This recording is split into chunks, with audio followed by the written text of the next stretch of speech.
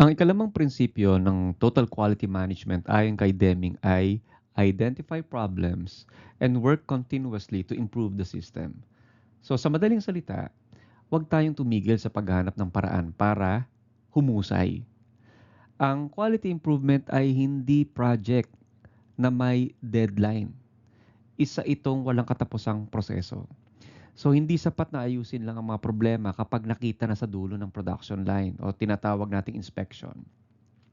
Ang tunay na pag-unlad ay nanggagaling sa pag-aaral sa mismong proseso, mula umpisa hanggang dulo. So, ang unang kailangan, tamang disenyo ng proseso. Halimbawa, sa isang printing shop, kung madalas may makatay na ink o smudged ink do sa mga piniprint, ang solusyon, hindi lang mag-reprint. Mas mahalagang tanungin, tama ba yung alignment ng printer? Regular ba yung maintenance? Anong klaseng papel ba yung ginagamit? Sa fast food restaurant, kung may reklamo na matagal yung service, hindi sapat na pagalitan yung staff. Mas mainam aralin yung process. Kulang ba ng tao sa kitchen? Magulo ba yung order taking system or mahaba ba yung nilalakaran mula kitchen hanggang counter? Say for example sa paaralan, kung maraming estudyante ang nalilito sa enrollment, may malinaw bang instructions online or printed? Gaano katagal ang pila? May sapat bang staff sa bawat takbang? So ito ngayon, yung pinag-aralan natin dati, dapat nating niyayakap yung prinsipyo ng Kaizen o yung continuous improvement. So ito yung kultura ng maliliit pero tuloy-tuloy na pagbabago araw-araw. Kahit maliit, pag pinagsama-sama sa paglipas ng panahon, nagdudulot yan ng malaking improvement. Kaya wag lang ayusin ng mali. Unawain kung bakit nagkakamali. Ito ang pagkakaiba ng symptom versus root cause. Halimbawa, symptom, may laging late sa trabaho. Ano ba yung root cause? Wala palang maayos sa transport or kulang sa alarm system ng building. So ano po pwede mga gamitin na tools? Okay, so pasadahan lang natin. Una, process mapping. Imamapa yung process. Yan yung visual diagram ng step-by-step na proseso. Minsan, dyan mo makikita kung aling bahagi yung nakakasira sa daloy. Pangalawa, root cause analysis or RCA. So, ginawa na natin dati yan sa systems thinking, di ba? Hanapin yung ugat ng problema gamit yung 5 whys. Okay, yung 5 whys. Magtanong ng bakit ng 5 beses. So, sa root cause analysis hanggang 5 beses. Okay? Pwede ring benchmarking. Ikumpara yung proseso mo sa ibang matagumpay na kumpanya. Ano ba yung ginagawa nila na mas epektibo? At syempre, yung PDCA cycle, yung Plan to Check Act. Structured approach yan para sa tuloy-tuloy na improvement. So, ang kalidad, hindi lang resulta ng swerte o husay lang ng isang tao. Oh, magaling tong leader na to, kaya ganun. Bunga yan ng maayos sa sistema na palaging pinagbubuti. At kung may problema, hanapin ang pinagmulan, ayusin ang proseso, hindi lang ang resulta. Ang ika-6 na prinsipyo ng TQM ay adopt modern methods of training on the job. Ibig sabihin, dapat updated at epektibo ang paraan ng pagtuturo sa ating mga empleyado habang sila ay nagtatrabaho. Hindi sapat na ituro lang ang paano. Kailangan ding ituro bakit, ba't ginagawa ito at ano ang mas mahusay na paraan. So yung training, hindi lang orientation yan o simpleng pagde-demonstrate ng tasks. Sa konteksto ng total quality management, ang layunin ng training ay ituro yung best practices sa trabaho at gamitin ang tools ng quality control tulad ng napag-usapan natin na statistical quality control or SQC. Ang SQC, yun yung paggamit ng statistics, mga numero, graphs, data para malaman kung consistent ba ang quality ng output. Halimbawa, gamit ng chart. Para saan? Para makita kung lumalagpas sa limit ang defect rate. So, ito lang. Siyempre, yung mga magtatrabaho na yan, mga adults na yan. Okay? Mga adults, may edad na yan. So, 30, 40, di ba? Mga ganun na yung mga nagtatrabaho. So, kailangan, pag gusto natin turuan yung mga kawani natin, yung mga trabahante natin, i-apply natin yung tinatawag nating adult learning principles. So, kapag nagtuturo sa mga adult professionals, dapat merong isaalang-alang ng mga prinsipyo. Kasi iba yung pagkatuto ng kabataan at iba yung pagkatuto ng adult. So, ano yung mga principles na yon? Dapat makita nila yung relevance. So, mas natututo sila pag alam nila yung halaga, kung bakit niya kailangan matutunan yun. Mas natututo sila, pangalawa, sa karanasan. Kasi mas mabisa yung hands-on training kaysa lecture lang yung daldal ng daldal, di ba? Tulad nito. Pangatlo, mas natututo sila kapag sila ay nakapag-aambag. So, dapat bigyan sila ng pagkakataong magbahagi ng kanilang sariling best practices.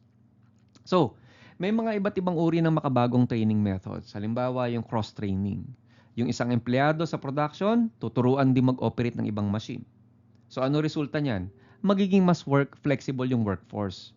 O, di kapag may absent, kahit ma-absent talaga yung nag-ooperate ng machine, pwedeng gawin ng ibang tao. So, yun yung cross-training. Ano pa? Mentoring at coaching. Bagong hire? O i-partner siya sa isang mas bihasang empleyado. So, mas matagal na. So, mas mabilis yung learning, mas personalized. Ano pa? Simulation or role play. O halimbawa, customer service training. O di i-arte natin 'yan, 'di ba? Gagawa tayo ng real life scenario para masana yung empleyado sa pagharap sa reklamo. Ano pa, mga problem solving workshops. So, yung team bibigyan ng tunay na problema sa trabaho, sabay-sabay silang hahanap ng solusyon. So, natututo silang maging critical thinker. Ano pa? Digital tools for micro-learning. So, gamit ng mga mobile phones, tablets, yung mga empleyado, maaaring mag-aral ng short lessons habang nagbe-break time or nag-off hours. So, mas madali to para sa mga busy at saka on the go.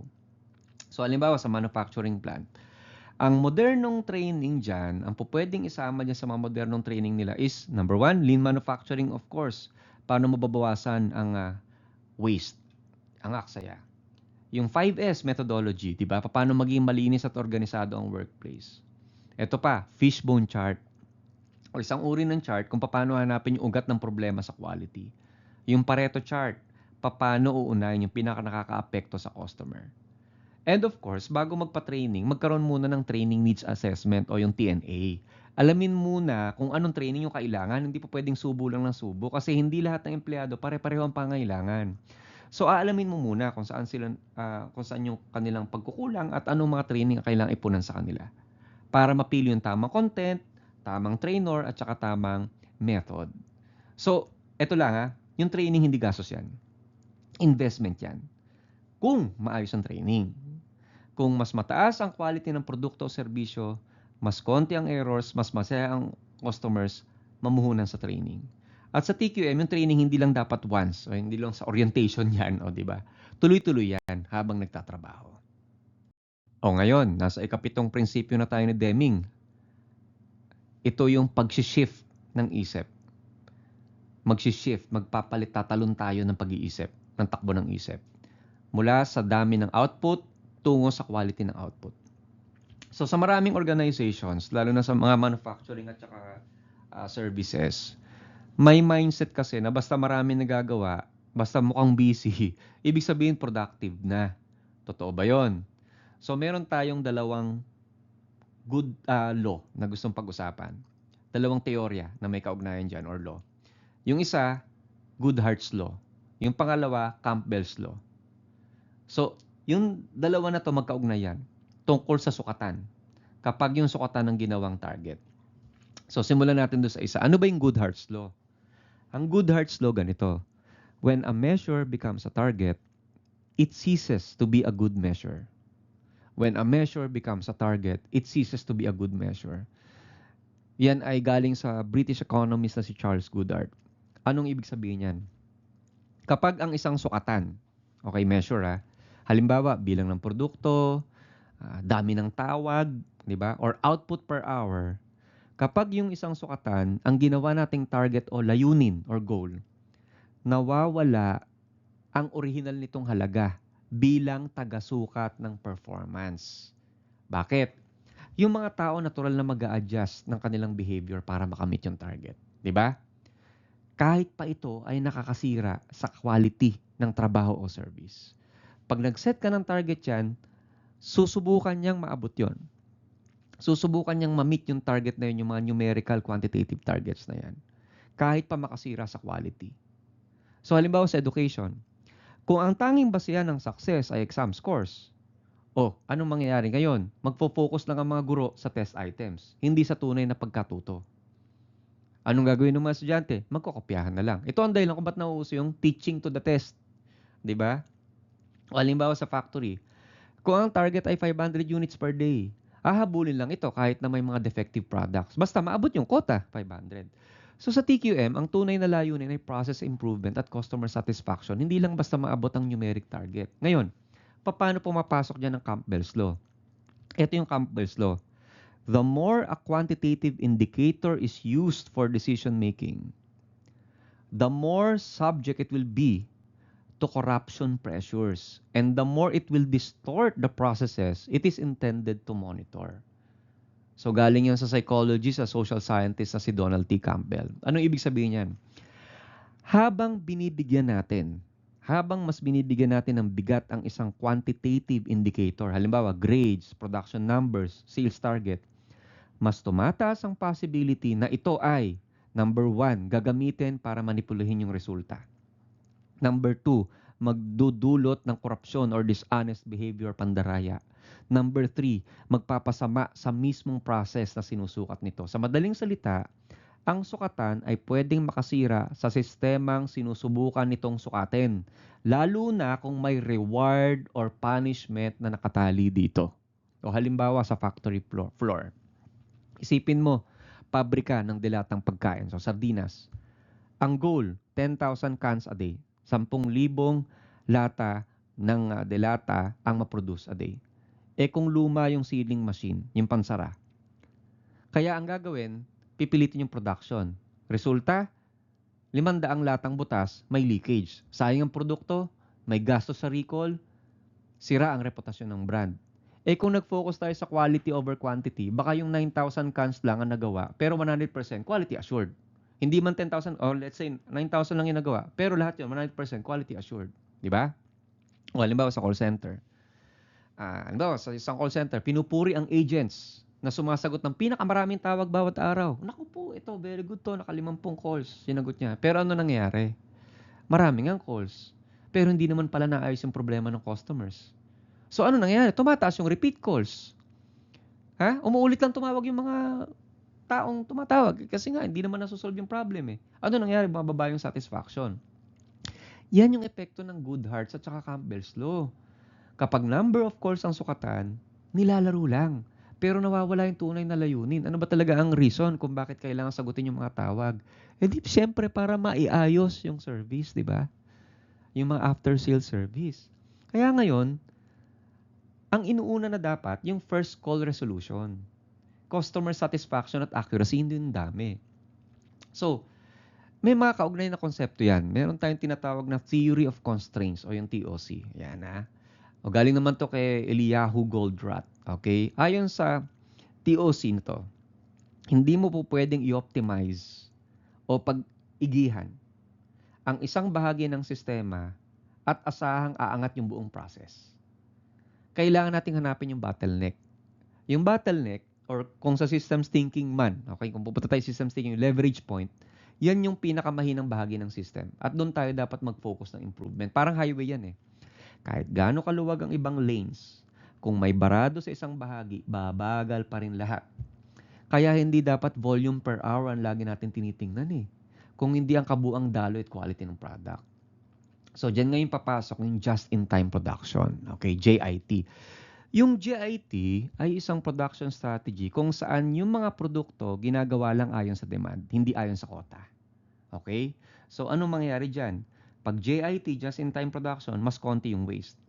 Mas kaunti yung rework. Mas mataas yung efficiency. Kasi hindi na nag-iimbak ng sobrang inventory. Kasi nakakasayang lang ito eh. Pwedeng masira. Mas mainam, makatipid sa storage, maiwasan ng overproduction, at mag-focus sa quality. Dito rin ngayon papasok yung tinatawag nating Total Productive Maintenance or TPM. So kasama sa quality ang kalagayan ng machines na ginagamit natin, yung mga equipment. So sa TPM, ang mga operator mismo ang gumagawa ng basic maintenance. Kung sino mismo yung nagpapatakbo, siya mismo yung gumagawa ng basic maintenance. Kaya mas mataas yung uptime ng machine, yung uptime. At mas stable yung quality. So sa halip na hintay na masira yung makina, tapos tatawag pa na magre-repair, yung TPM, nagtuturo ng preventive at autonomous maintenance. Yung mismong operator na, yung nagpa-participate, siya na mismo yung may malasakit, siya na mismo yung may alam kung paano aalagaan yung makina. So kapag maayos ang equipment, mas consistent ang quality ng output, at mas kakaunti ang sirang produkto. Example sa fast food restaurant. Kung ang goal ay mag-serve ng 100 burgers kada oras, pero hilaw, dahil nagmamadali, di ba? 100 Pero hilaw ang karne o sunog ang fries. O, sinong babalik? Di ba? Sinong babalik dyan? May dugo-dugo. Di ba? O, mas mainam pa, kung 80 burgers ang naluto, tama naman yung pagkakaluto kaysa 100 palpak. O halimbawa, sa soap manufacturer, manufacturer ng sabon, kung ang goal ay 100 bareta ng sabon kada oras, pero hindi dumaan sa tamang curing process, o di matutunaw agad ang sabon sa kamay ng customer, di ba? O anong mangyari dyan? Di ipapalit lang, ibabalik lang, mauwi sa refund. O, mauwi sa reklamo, hindi na uulit si customer. So, ito yung point dyan. Hindi sapat yung mabilis at marami. Ha? Ang tanong, tama ba yon? Ang tunay na productivity ay hindi lang dami ng gawa, kung hindi gawa na tama, gawa na consistent, at gawa na may value sa customer. Kasi kung inuuna yung quality, susunod ang customer loyalty, susunod ang reputation, at saka long-term profitability. So, ang prinsipyo ni Deming, hindi lang tungkol sa paggawa yan eh. Kung hindi sa pag-iisip kung bakit at paano tayo gumagawa. Kapag ang sukatan ay quantity lang, madali itong i-manipulate. Pero kapag quality ang goal, makikita natin ang tunay na progreso. So, hindi lang sa output, kung hindi sa tiwala ng customer at integridad ng proseso. Tuloy tayo sa isa na namang napakahalagang prinsipyo ni Deming, yung pang-11. Tanggalin ang mga work standards na nagtatakda ng numerical quotas. So, parang kahawig ito ng principle number 7 na tumatalakay sa pagbabago ng focus, pag-shift ng focus mula sa dami patungo sa quality. Pero sa pagkakataong ito, mas direkta yung atake. Iwasan ang quota-based standards na nagsasabi ng dapat maka-100 ka bawat araw o kailangan 24 forms per hour yung ma-fill out or minimum 8 sales a day. Yung mga ganyan, yung mga quota, yung mga minimum. Bakit? Kasi kahit mukha siyang objective di ba? At measurable yung mga to, madalas nakakasama sa quality. Nakakaapekto sa moral ng mga tao at sa integrity ng trabaho. Kasi yung pag-focus sa quota, halimbawa, number of units produced, blah, blah, blah, nagdudulot yan ng superficial compliance. Superficial. Ano ibig sabihin nun? Ginagawa ko lang to para ma-meet ko lang yung number. Ang nasasakripisyo, quality, creativity, and long-term improvement. Kasi kapag sobrang nakatuon tayo sa quota, yung mga empleyado, yung mga manggagawa, gumagawa lang ng sapat para maabot ang minimum. Basic minimum, yun lang. Hindi na ako mag-improve, basta't makuha ko lang yung minimum, okay na yun. So, ano mangyayari? Pinapabilis yung trabaho kahit di maayos. Tapos, ano mangyayari pa? Nai-stress kasi humahabol lang sa numbers. So, nawawalan ng innovation, nawawalan ng saysay rather, yung innovation at saka pag-iisip. So, hindi lumalago yung performance kasi paulit-ulit na lang, basta't ma-meet ko to. So, ito example. Let's say, i-evaluate natin yung teachers sa dami ng research. Kumari sa dami ng research. Kapag ang sukatan let's say, i-evaluate natin sa dami ng modules. Sa modules na lang. Kapag ang sukatan ay ilang modules or ilang activity sheets ang naipasa ng estudyante, hindi ko naintindihan ba talaga nila ito? O ano mangyayari? O itong mga estudyante, papaka-copy-paste na lang at pasasagot sa kaklase. O di ba? Yung mga teacher, magpo-focus na lang sa dami ng outputs, hindi sa quality ng feedback. O ano pa? Pwede pang ito. Yung government frontliners na, let's say, maglagay ng daily quota ng ID issuance. O let's say, mag-target 500 IDs per day. Ano resulta niyan? Mabilis nga ang proseso, pero may mga typo errors, maling details, kulang sa verification. Balik si customer, reklamo, dagdag gastos ulit-ulit. Say for example, customer service agents, susukatin natin sa calls per hour. Let's say may required na 10 calls per hour. O anong gagawin? Bibilisan ngayon yung tawag. Diba? Rat-rat ngayon sa telepono kahit hindi na solusyonan ng problema ng caller. So, mas maraming repeat calls, mas maraming galit na customer. So, ang kaugnay ito sa konsepto at doon sa mas malalim na pagsusuri pa nung tinatawag nating intrinsic versus extrinsic motivation. Pag sinabing intrinsic, ito yung motivation na panloob. Pag sinabing extrinsic, ito yung extrinsic na panlabas, more on material things, di ba? Kapag ang empleyado ay palaging pinipilit ng panlabas na sukatan, extrinsic, nawawala yung kanyang intrinsic drive. Yung nasa puso niya, yung nasa passion niya, na gumawa ng tama, na mag-improve, na magmalasakit. O halimbawa, mas motivated ang isang nurse kapag alam niya nakakatulong siya sa pasyente. Ha? Kaysa kung nakapasya siya sa 10 patients per hour na target. O, di ba? Pangalawa, Kaizen. O yan, paulit-ulit ko sinasabi yung Kaizen. Yung Kaizen, maliit, ngunit patuloy ang pagpapahusay, hindi sa pilitang dami. Ang bawat manggagawa ay hinihikayat mag-isip, paano ko mapapabuti ang aking trabaho? Kahit 1% lang araw-araw. So, ang improvement nanggagaling mula mismo doon sa frontline, hindi doon sa taas, hindi ni-impose. At yun yun ang madalas na nangyayari talaga. Ano pa? Systems thinking gamit ang lente ni Deming. Kapag ang resulta hindi maganda, tanungin mo ang sistema, hindi agad sa tao. Kung bakit hindi umabot sa kota ang empleyado, baka naman sira yung machine, kulang sa training, hindi malinaw ang instructions, kaya imbis na patawan agad ng penalty, ayusin ang sistema. So, hindi masama mag-measure ng output. Hindi natin sinasabing wag mag-measure ng output. Pero dapat ito'y gabay, hindi parusa. Gabay siya, hindi siya parusa. Ang totoong layunin, makatulong ang sukatan sa quality ng service, hindi lang maabot ang numero. So, ano yung dapat tanggalin? Blind numerical quotas. O halimbawa, 500 cases per day na hindi naman inisip kung kaya bang gawin yun. Nako, marami kong karanasan sa ganyan pero ayoko na magsalita. Ano pa? Ranking system. Ranking system. Oh, siya mas mataas ang points. So ito, mas mababa. Ano nangyari dyan? They pit employees against each other. Rewards based solely on numbers, not quality or teamwork. Halimbawa, i-reward ka dahil sa numbers, hindi sa quality or teamwork. So anong pwedeng ipalit doon? Ihalili doon. Leadership by coaching, not by counting. Leadership by coaching, not by counting. So magtatag ng mga support systems para sa continuous learning and improvement.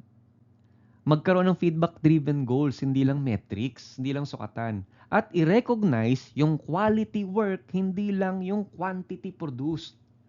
So sa Deming Style Management, hindi lang mahalaga kung gaano karaming trabaho ang nagagawa. Actually, sakit to ng maraming organization eh. Yung kung gaano karaming trabaho yung nagagawa. Ang mahalaga, kung papaano ito nagawa. At kung may saysay ba ito sa mga taong pinaglilingkuran natin. Matapos nating talakayin ang panganib ng numerical quotas, totoo naman tayo sa mas malawak at mas modernong approach. Actually, hindi na ito masyadong moderno. Dati pa ito na hindi lang basta production tactics, kung hindi isang buong mindset, isang buong takbo ng isip. Ito yung lean management. So, ganito yung lean management. Yung takbo ng isip, itatalo natin sa lean approach. Mula sa if you build it, they will come, mass production, tungo sa when they come, build it fast, lean production. So ano ba yung production mindset na to? Okay. So nung dekada 50 hanggang 80, maraming mga kumpanya ang naniniwala na basta mag-produce tayo ng maraming units, siguradong may bibili. Yan ha. Ito yung push system, patulak. Pinupush mo yung produkto sa market batay sa forecast o quota, hindi sa totoong demand. Basta pinupush mo lang siya. Sa lean production mindset, ang best practice ay when they come, build it fast. So, ibig sabihin, gagawin mo lang yung kailangan. Kapag may actual na order or demand at ginagawa mo ito ng mabilis at walang muda, walang waste. So, ito yung pull system. Ito yung pull system. So, tingnan natin yun sa Toyota, di ba? Yung production system ng Toyota, yung TPS. Yan yung pinag-ugutan actually ng lean. Binuo yan ng Toyota sa Japan. So, dalawang haligi dyan. Jidoka, automation with a human touch. At saka yung binanggit natin ng mga nakaraan, just in time or yung JIT production. So itong JIT, gumagawa lang kapag may takt time. Okay? TAKT time. Customer demand rate. So ang layunin nito, mabawasan ng inventory, maiwasan ng overproduction, at iwasan ng holding costs. Okay? So ano pa yung mga theories or mga concepts na nakapaloob dito sa lean management, Kanban. Okay? Yung Kanban, yan ay isang visual signaling system. Yung mga cards or mga electronic signals na nagsasabi, kung kailan dapat mag-replenish, magpunan ng materials. So, ibig sabihin, naglilimit ito sa work in progress para hindi sumobra. O meron pa, pang-apat, hejung ka or yung tinatawag nating production leveling. Ibig sabihin nun, hindi bigla-bigla ang paggawa. Pantay-pantay ang load sa bawat araw o shift. Ibig sabihin, kahit yung demand fluctuating taas-baba, madami konti, hindi nag-overload yung system. At dito ngayon papasok yung takt time. Okay, so yung takt time, may computation yan. So, pag ginagamit natin yung takt time, ito yung bilis ng paggawa para makasabay sa demand pero hindi nag-overproduce. Okay? At tatalakayin natin yung takt time. And then of course, yung paborito natin, Kaizen. Again, maliit, araw-araw na pagbabago, kahit 1% improvement per day, lahat ng levels, manager, supervisor, frontline, at saka staff. At syempre, yung 5S methodology. Seiri, Seiton, Seiso, Seiketsu, Shitsuke. So, ang resulta, mas malinis, mas organisado, mas mabilis, at mas ligtas na workplace. So, lahat yan, pasok sa lean production.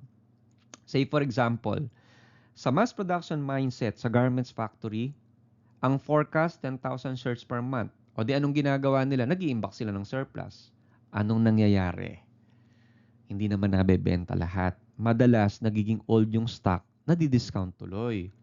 Pero sa lean production, gagamit ng small batch production. Small batch production batay sa real-time sales data ng tindahan at saka online portal. So, walang pinagkaiba sa pagluluto sa karinderya. O halimbawa, kung mass production, o nagluluto ng ulam sa umaga, di ba? Tapos, para maraming presyo, madalas, ano nangyari? Marami nasasayang, hindi nabibili. Iinitin kinabukasan. Kinabukasan, hindi na masarap. Matigas na. So, pwede dyan, lean. Gumagamit ng batch cooking at saka order-based preparation. Sariwa ang ulam, minimal waste, masarap, babalik agad yung customer.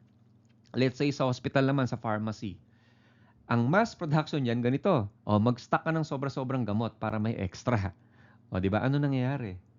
O, di yung iba na-expire. Kapag lean, mayroong reorder point at saka yung Kanban board para sa emergency supply. So, wala nang expiration waste. Another example, sa IT support or help desk. Ganito yung mass. O, mag-hire ng fixed number of agents kahit walang kaso, kahit walang reklamo, kahit walang ano. Ang ganito ang lean. Gagamit ka ng call volume analytics at saka flexible staffing, mga on-call, part-time para sabay sa spike ng demand. So, kung titingnan natin, makikita natin may halaga yung lean mindset sa TQM. Bakit? Kasi number one, align siya sa TQM principles. Parehong nag-uudyok sa continuous improvement. Parehong nagtutulak ng process control, ng customer focus. At walang puwang para sa aksaya or muda. Time, materials, talent, lahat pinag-iingatan. Mas mahusay yung flow. Mabilis yung feedback loop, di ba? Balikan yung systems thinking. Mabilis yung paglutas ng problema, mataas yung quality. So yung lean management, hindi lang siya set of tools, ito ay isang kultura at mindset. So kapag nayakap natin to, kapag na-adapt natin to, hindi lang natin nababawasan yung waste, napapahusay rin natin at the end of the day yung quality. Napapalakas yung customer satisfaction, napapalago ang negosyo ng sustainable. So, bakit kailangang mag-shift sa lean mindset? Di ba?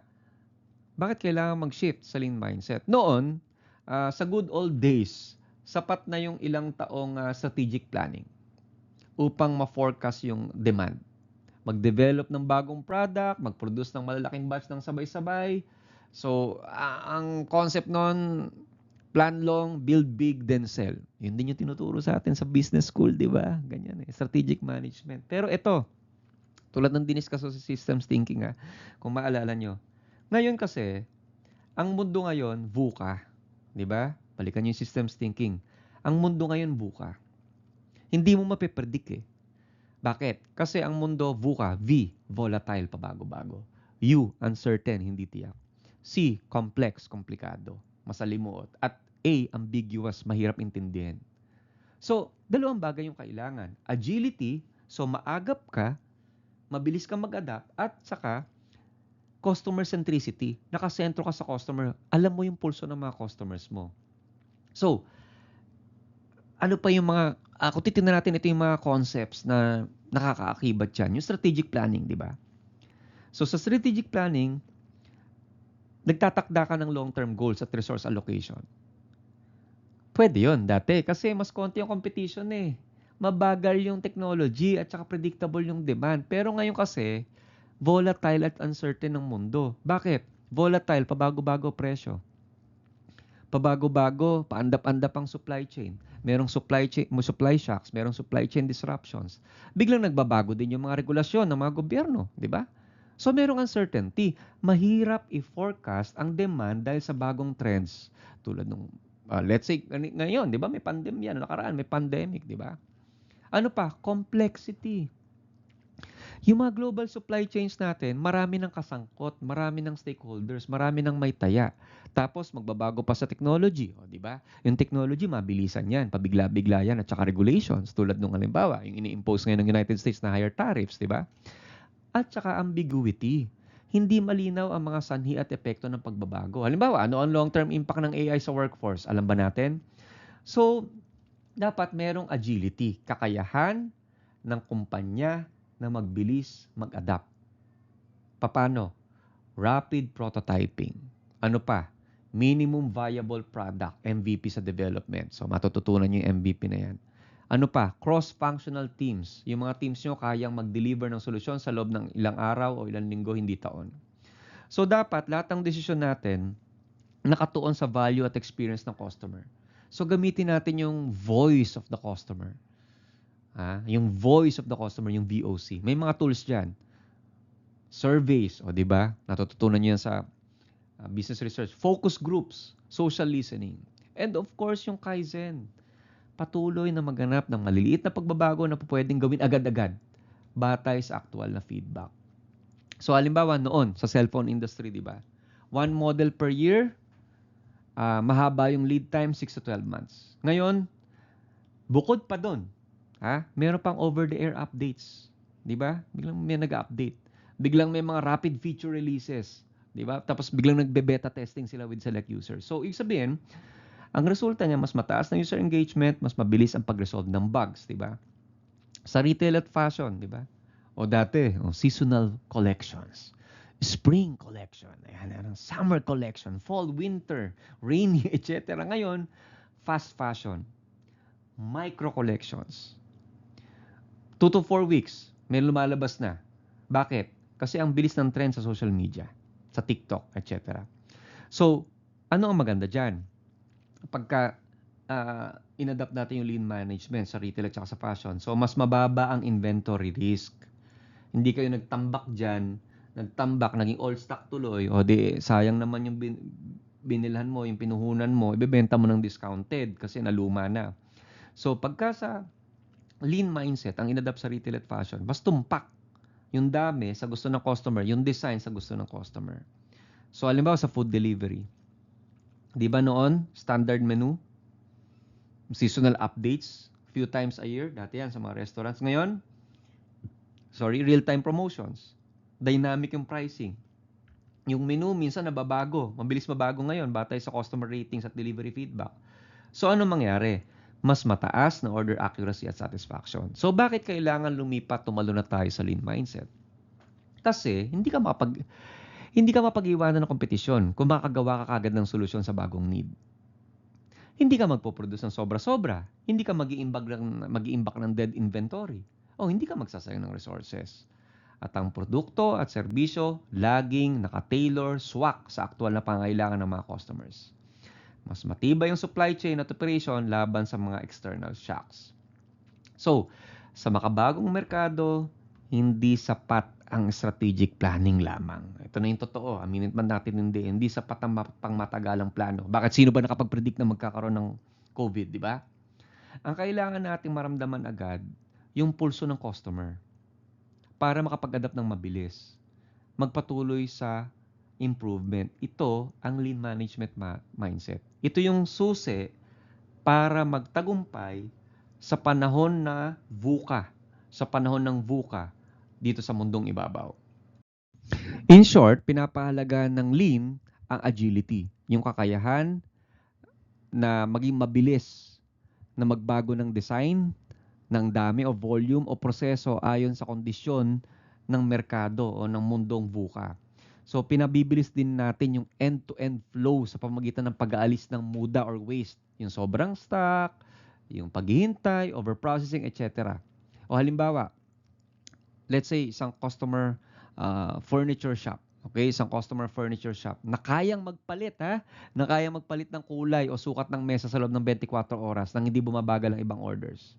So kasi pag mass production, ang focus niyan, economies of building lots of things at a lower unit price. Nakakatipid sila sa economies of scale. 'Di ba? Na-exploit niya economies of scale. Kaya nagiging mura per unit eh. Kapag marami ang napoproduce kasi nahahati yung fixed cost, 'di ba? Eh ganun din naman ang bayad sa machinery, sa renta ng pabrika, sa empleyado, sa research and design, kaya 100 ang i-produce mo o libu-libong units yung i-produce mo. Okay? O halimbawa sa isang beverage plant, kapag kalahating milyong bote ang pinroduce sa isang run, sa isang takbo, o di napakababa ng cost per bottle yan dahil high-speed continuous line. Pero, kung mapapahusay ka sa lean, ha? When you get good at lean, you can often produce a product for the same price as a mass-produced item. Why? Kasi kung sa mass ay economies of scale, sa lean naman economies of flow. Nakakatipid sa flow. Hindi scale ang tinitingnan kung hindi yung flow efficiency. Kapag maayos ang daloy, mababa ang work in progress, yung WIP. Mabilis yung changeover, yung lipatan, at consistent na quality. So, ibig sabihin nun, nababawasan yung total lead time at yung working capital. So bakit pa siya nakakatipid tulad ng mass? Kasi lower inventory cost eh. Mas konti yung stock na nakaimbak. O mas mababa ang inventory holding cost tulad ng renta, insurance, 'di ba? Sa mga bodega na 'yan, obsolescence, 'di ba? Ano pa? Napabawasan yung waste at saka rework dahil agile yung proseso, agad na prevent at naayos ang defect sa source. Hindi na kailangan ng malaking rework or scrap. At syempre, merong continuous improvement o Kaizen. Tuloy-tuloy na pag-optimize, nakakatuklas tuloy ng mga maliliit na paraan para mapaginhawa o ma-streamline yung process. Eh kung ang bawat bawas ay 1% sa cycle time kada araw, o di nagre-resulta to ng malaking tipid sa kabuuan. Kaya, merong flexible utilization of resources. Sa Lean, kayang i-redeploy ang mga tao at makina sa mga high-value tasks, yung mga tasks na talagang matindihan, yung panggataan talaga, kapag bumaba ang demand ng isang produkto. So, hindi nakatenga yung mga assets, yung mga tao mo, at saka yung makina mo. So, let's say sa electronics assembly, sa mass, merong fixed line assembly, 100,000 units a year.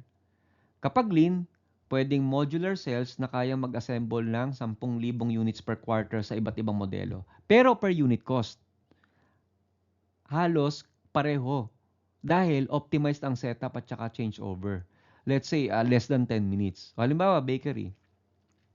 O ang sikat dati, mass. O, naglalaki ang oven para makapag-bake ng 100 loaves ng tinapay kada araw. O ano mangyayari dyan? Mabibenta ba kagad dyan? Hindi. I-store mo muna. Dapat mag-stock. Pero pag lean, small batch baking kada 2 oras ayon sa order volume. So walang tinapay na nagiging stale o tumitigas o sinasamaan ng lasa, walang waste. Kaya mababa ang per loaf cost kahit maliit ng batch. So anong ibig sabihin nito? Sa lean, hindi lang scale ang sagot sa pagiging mura. Hindi lang economy of scale ang sagot sa pagiging mura. Ang tamang flow, agility, waste reduction ang nagdadala ng tunay na katipiran. So kapag ginawang sistema ang lean, kayang sabayan o daigin pa nga ang presyo ng mass production, kasabay ng mas mataas na quality at saka flexibility.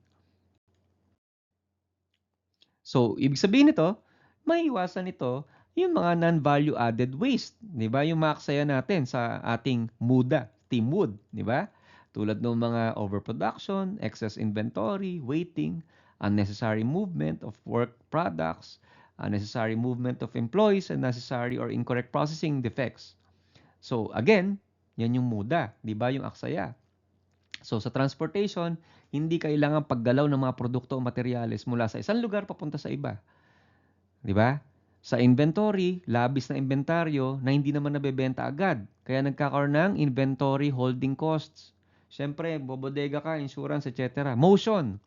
Hindi kailangan galaw ng mga empleyado na nagiging sanhi ng pagkaantala at pagkonsumo ng oras. Waiting. Yung mga empleyado, makina, customer, nag-aabang lang, naghihintay habang hindi ginagamit ang oras nila ng productive. Overproduction. Panggawa ng labis na product kaysa sa kinakailangan ng customer or sa demand ng market. And overprocessing.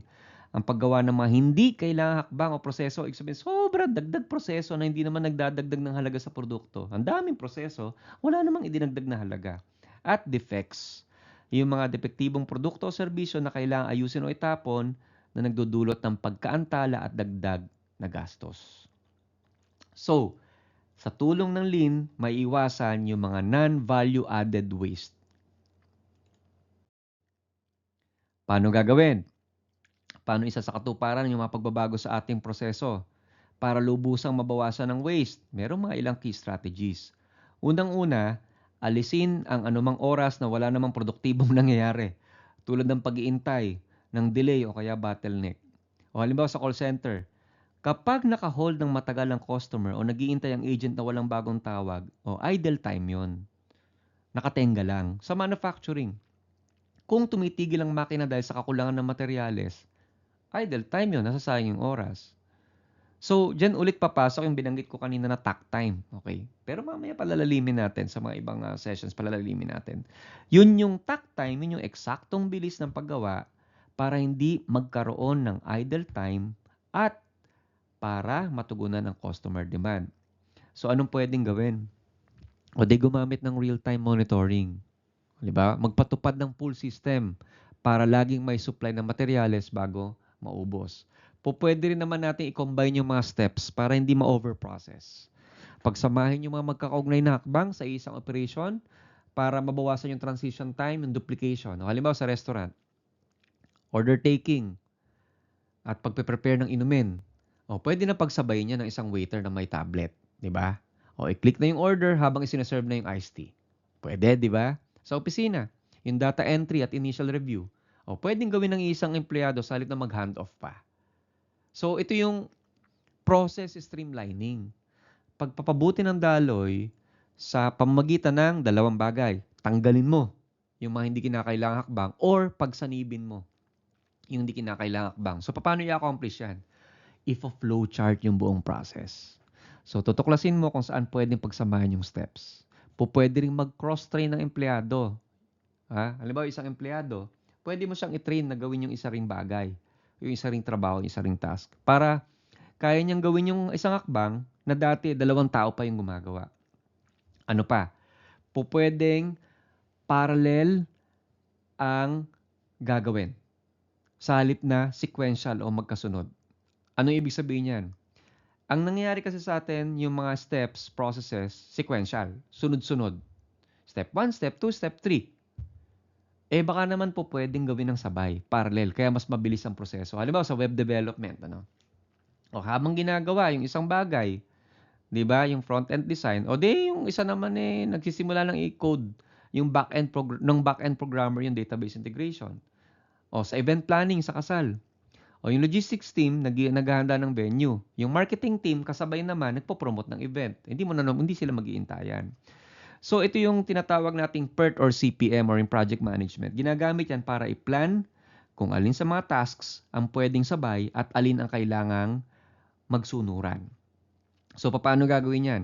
I-identify yung mga tasks na walang direct dependency at mag-assign ng parallel workflows. Halimbawa, itong task na to, pwede ko naman palang gawin to na hindi iniintay yung nauna.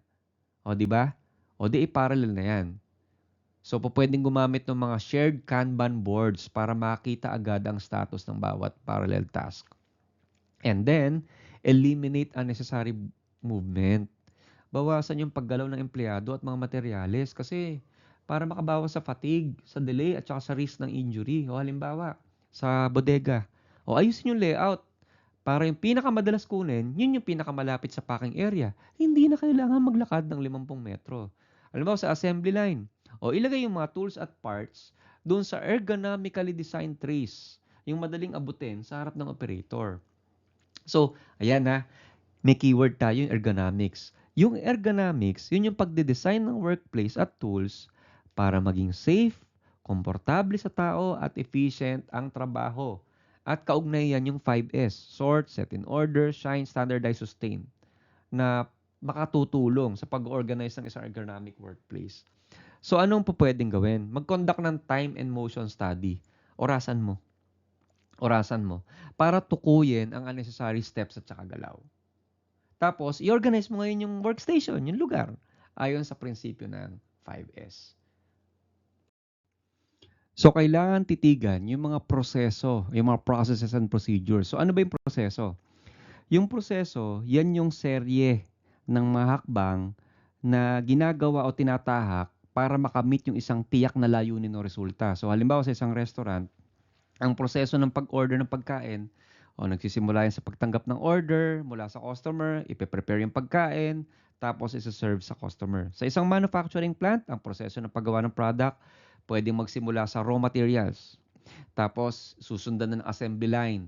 Tapos mag-ending sa packaging. So anong kaugnayan niya sa Lean? Sa Lean, mahalaga ang pagkakaroon ng maayos na flow ng process upang maiwasan yung mga bottlenecks at saka aksaya or muda. Ano naman yung procedure? Yan yung nakasulat na gabay or set ng mga instructions na ipinapaliwanag at isinasalarawan kung paano isasagawa ang isang partikular na hakbang, isang process step sa loob ng isang proseso. So halimbawa sa paggamit ng makina, may nakasulat na procedure yan kung paano i-operate ng maayos at ligtas. Sa pag-handle ng customer complaint, may nakalatag na procedure dyan kung paano i-address ang reklamo mula sa pagtanggap hanggang sa resolution. So, ang pagkakaroon ng standardized procedure, nakatutulong yan para sa consistency at quality ng output kasi may sinusundan eh. So, mas mabilis din na maite-train yung mga empleyado. So, ngayon, ano yung process improvement, yung pag-i-improve ng proseso? Susuriin yung proseso, didisenyuin yung proseso, ipapatupad yung mga pagbabago sa mga proseso upang mapabuti ang efficiency, effectiveness at quality. So, alimbawa sa isang restaurant, maaaring improve yung process ng order at preparation, food preparation para mas mapabilis ang service at mabawasan yung pagkakamali. So, sa isang factory, maaaring baguhin yung layout ng production line para mas mapabilis, mapabuti yung daloy ng trabaho at mapabilis yung output. So, dyan na naman ulit papasok yung Kaizen, di ba? So, Kaizen ulit yan. So, ibig sabihin, kailangan palagi naghanap ng mga paraan para ma-improve yung process at saka yung trabaho sa lahat ng antas. So, yung proseso, nagbibigay ng overall direction. Yung procedure, sinisiguro na ang bawat hakbang ng process ay gagawin ng tama at consistent. So, sa process improvement, mas mapapalakas natin yung ating operational efficiency, makakamtan natin ng quality at customer satisfaction. Ngayon, anong proseso ang titingnan at aanin siya? So, pag tinitigan natin yung proseso, sinuri natin yung procedure, kailangang ma-reduce ang lead or cycle time. Yung length of time the product stays in the system. So, ano yung lead time? Ito, yung kabuang oras na ginugugol mula sa pagtanggap ng order o mula sa pagpapasimula ng proseso hanggang sa pag-deliver ng produkto o serbisyo sa customer. So halimbawa, sa isang online shopping platform, di ba? Ang lead time ay yung oras mula sa pag-order ng customer hanggang sa matanggap ng customer yung package. So ano naman yung cycle time? Ito yung oras na ginugugol sa paggawa ng isang produkto mula simula o mula doon sa simula ng bawat hakbang simula ng bawat hakbang ng production process hanggang matapos ito. So yung cycle time, madalas na ginagamit sa mga manufacturing setting kung saan yung mga individual na step sinusundan. O halimbawa sa isang car assembly line, ang cycle time, yung oras mula sa pagsisimula ng assembly sa unang bahagi ng kotse hanggang sa matapos ito. So ngayon, titingnan natin yung mga proseso, titingnan natin yung mga procedures para mabawasan yung lead at cycle time. Bakit mahalaga na mabawasan yung lead at cycle time? Una, customer satisfaction. Mas mabilis na delivery, napapataas ang kasiyahan ng customer. Kung mabilis mong naibibigay yung produkto o serbisyo, mas mataas ang possibility ng repeat customers at positibong feedback. Pangalawa, cost efficiency. Pag nababawasan yung lead at cycle time, nangangahulugan, nababawasan din yung mga hindi kinakailangang gastos. Yung mga labor costs, overhead costs, tsaka inventory holding cost. So kapag ang mga produkto ay mabilis na gumagalaw sa system, hindi na kailangang mag-stock ng sobra-sobrang inventory. Pangatlo, increased flexibility. Increased flexibility. Kung nababawasan ang cycle time, yung kumpanya nagiging mas flexible sa pag-adapt sa mga pagbabago sa demand. Kapag mas mabilis na nakapagre-react ngayon yung company, mas madali nang matutugunan ang pangangailangan ng customer. So, paano susukatin ang lead time? So, ito yung formula niyan. Lead time is equals to order entry time minus product delivery time. Halimbawa, kung ang order ay tinanggap ng 9 a.m. at ang produkto ay napasa kamay sa customer ng 3 p.m. kinabukasan, ang lead time 30 oras. Para saan gagamitin yan? Ano nyo naman yan? Ngayon, yung pagsusukat ng lead time, makatulong yan para maiplano yung production at paghatid. Pati na rin sa pag-audit ng kasalukuyang proseso para makita kung saan may bottlenecks, kung saan nagbabagal. Okay. So ngayon, paano naman sinusukat yung cycle time? Ito yung formula niyan. Cycle time is equals to completion time per unit minus start time per unit. Halimbawa, kung ang isang part ng kotse, isang part pa lang pinag-uusapan na, ay sinimulan ng 8 a.m. at natapos ng 9:30 a.m. Ang cycle time ay 1.5 hours. So, para saan yan? So, pag masusukat mo yung cycle time, makikita mo kung gaano katagal ang bawat hakbang ng proseso at saan may pagkakataon para pababain ang proseso. So, paano mababawasan ang lead at cycle time? Gagamit tayo ng value stream mapping or VSM. Yan ay isang tool para maisalarawan, maidrawing, ma-visualize yung buong proseso mula simula hanggang katapusan para matukoy kung saan merong bottlenecks at kung ano yung mga hakbang na hindi kailangan. So dyan, makikita natin yung mga hakbang sa proseso, matutukoy natin kung alin na nagdudulot ng antala at unnecessary waiting. Tapos pagkatapos matukoy yung mga problemang yon, maaari tayong magpatupad ng mga solution. Tulad ng pagbabago ng layout, pagbabawas ng mga hindi kinakailangan, tanggalin yung mga muda na yan. So, pangalawa, bukod sa value stream mapping, pwede rin yung line balancing. Ano yung line balancing? Pagsasaayos ng workload sa bawat stage ng proseso upang walang station na gumagawa ng labi sa trabaho at magkakaroon ng idle time. Paano ito nakakatulong? Kung pantay-pantay ang workload, maiwasan ng overproduction o paghihintay sa isang station. Makabawas ito sa cycle time at makakabuti rin sa overall efficiency ng system. Pangatlo, yung ginawa ninyo, pagtutukoy at pag-eliminate ng non-value added steps or yung teamwood. Okay, ginawa nyo na yan. Pang-apat, single minute exchange of die or SMED. Ano to? Yung SMED, isang paraan yan ng pagpapabilis sa mga changeovers. Pag sinabing changeovers, pagpapalit ng tools at makina sa production line upang mabilis mag-shift mula sa paggawa ng isang produkto patungo sa iba. Ano namang silbi niyan?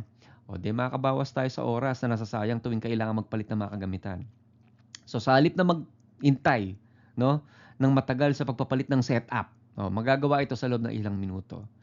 So, ano yung mga ilang halimbawa ng pagbabawas ng lead at saka cycle time? Sa restaurant, kung ang lead time ng pag-order ng pagkain mula sa customer hanggang sa pagsaserve ay 20 minutes, baka po pwedeng ayusin yung kitchen flow at pre-prep ng ingredients. Sabihin, ready na natin ingredients kagad para mapabilis.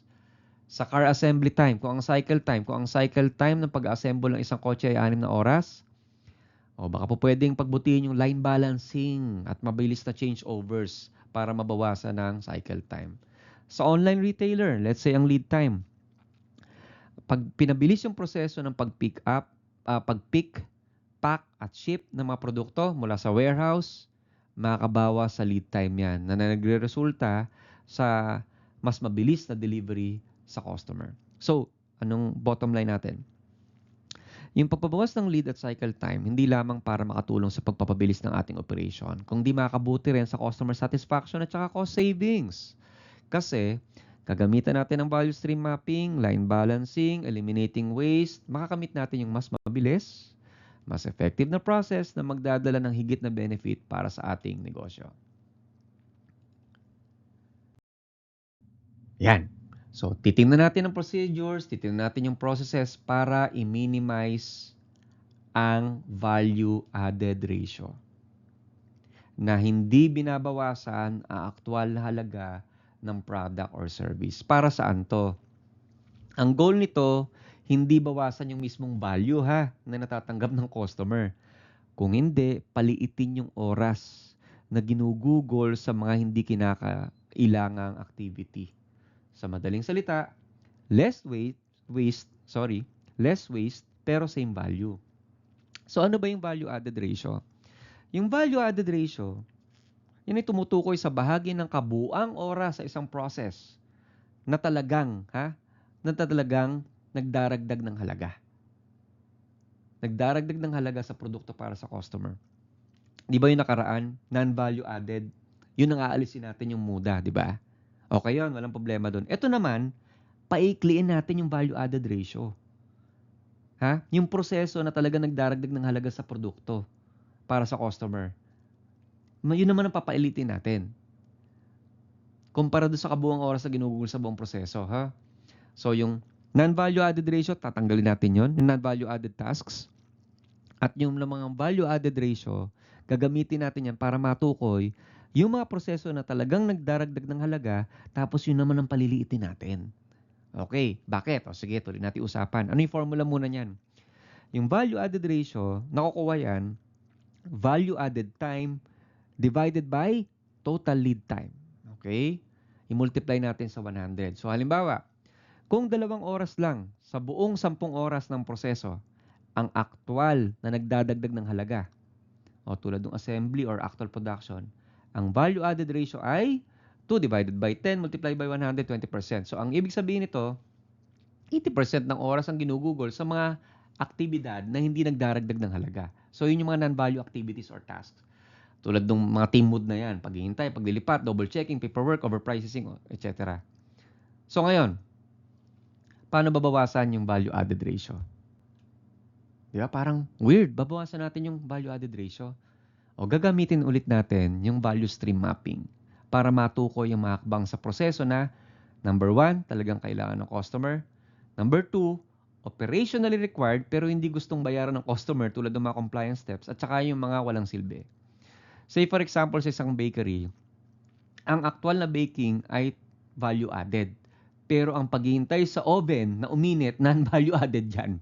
O, di ba? So, ibig sabihin, pwede nating i-standardize yung mga best practices. Magpatupad tayo ng mga standard operating procedures or SOPs para matiyak na ang bawat takbang ginagawa sa pinaka-efficient na paraan. Kasi kapag standard yung proseso, mas kaunti ang errors, rework at unnecessary motion. Pangatlo, pwede nating i-automate yung mga repetitive tasks. So, gumamit tayo ng automation para sa mga activities sa paulit-ulit naman na ginagawa at hindi direktang nagdadagdag ng value.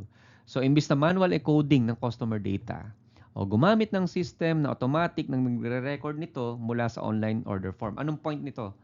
Yung value-adding activities gawin pang mas efficient. Hindi ibig sabihin i-sacrifice, gawin pang mas efficient. O ano pa?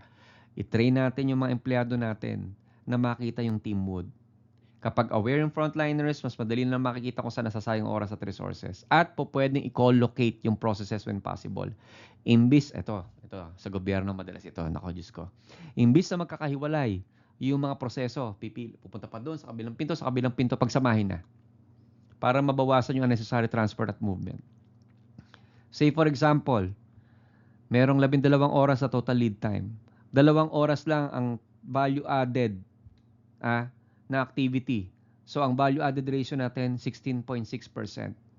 So, ang pwede natin gawin, i-improve natin para yung lead time 6 hours, still 2 hours yung value added ratio. Still 2 hours yung value added ratio. So, magiging 33.3% na siya. So, same value, shorter time, less cost, happier customer. So, hindi natin kailangan baguhin yung quality o yung halaga ng product para maging mas efficient. Sa halip, una, alisin natin yung team mood, yung mga hadlang, yung mga aksaya. Sa ganitong paraan, mas mabilis, mas mura, mas makabuluhan. And then, gawing mas efficient pa yung mga value-adding tasks. Yung manual, i-automate. Diba? Ilan lang sa mga examples yan.